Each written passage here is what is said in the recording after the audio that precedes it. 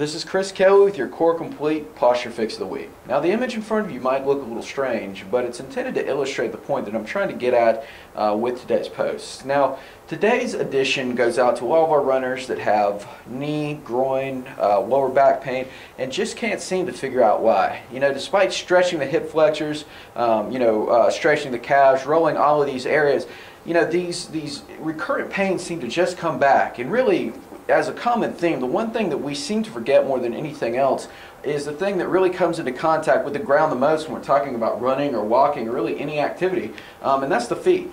Our feet contain 25% of the bones in our body, and the bottoms of our feet are a really, really sensitive area for the ground and just for areas around us. And you know, when we're wearing orthotics, when we're wearing heels, we really cut this area off, and as a result, what happens is the plantar fascia of the feet, or kind of the connective tissue that starts at the bottom of the foot, bunches up and causes things like plantar fasciitis and what is called hallux limitus, which I'm about to demonstrate here. And really what hallux limitus is a curling up of the toes. You know, we see a lot of people in the world today with just limited range of toe motion. And this kind of seems funny, but you know, they can't flex the toes up all the way like this. They can only maybe come to mid position. And what happens when this is the case is, you know, this plantar fascia tightens up. We cannot transmit force up the body as we're walking, so literally each step becomes kind of a jarring motion on the structures above, such as the knee and the psoas and really the hips, and these areas develop trigger points and problems. So the first step in kind of working this out is just rolling the plantar surface of the foot or the bottom of the foot. So what I'm doing here, I've got a lacrosse ball. I'm just going to stand on it and I'm just going to really press into it. I'm just rolling it all along the base of my foot here, and I'm just looking for any spots that are feeling tight or just lumped up, that are a little bit sore. Those are trigger points or just lumps or clumps in the fascia that have formed, you know, as the result of just wear and tear. And what I'm trying to do is just roll them out.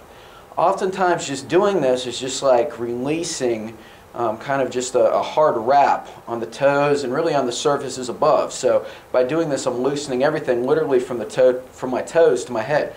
So I'm just rolling along here, and I'm spending maybe 2 minutes just rolling up and down, just concentrating on any areas that I find are limited. Okay, my next step with this would be to stretch my big toe. Okay, this is what is called the hallux. Okay, this is the big toe, and what I'm doing here is I'm just going to perform what's called contract relax stretching. All right, and so what I'm doing here is I'm trying to press my toe up, and I'm resisting this with my finger. All right, and what this is doing, it's creating a contraction to help my toe to gain some range of motion. So I'm just stopping, I'm relaxing my toe for a little bit, and then I'm trying to stretch it into a new range of motion. Like any other muscle or bone or joint, the toe can be stretched. So I'm just holding it here for around anywhere from 20 to 30 seconds. I'm repeating this process again, holding, pulling back a little bit, pulling it into a new range of motion.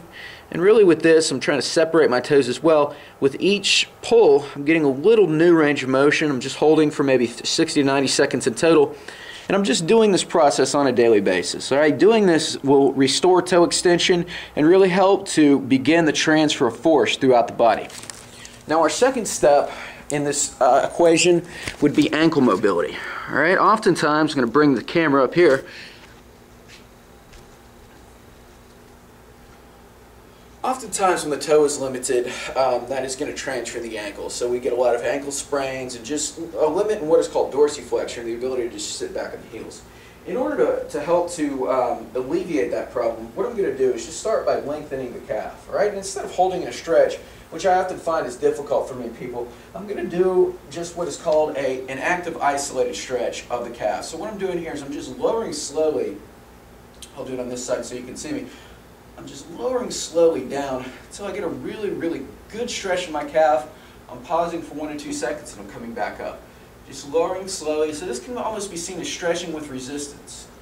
And the advantage here is we're adding strength as well as length to this muscle. So we're adding some stability on top of the mobility that we're gaining.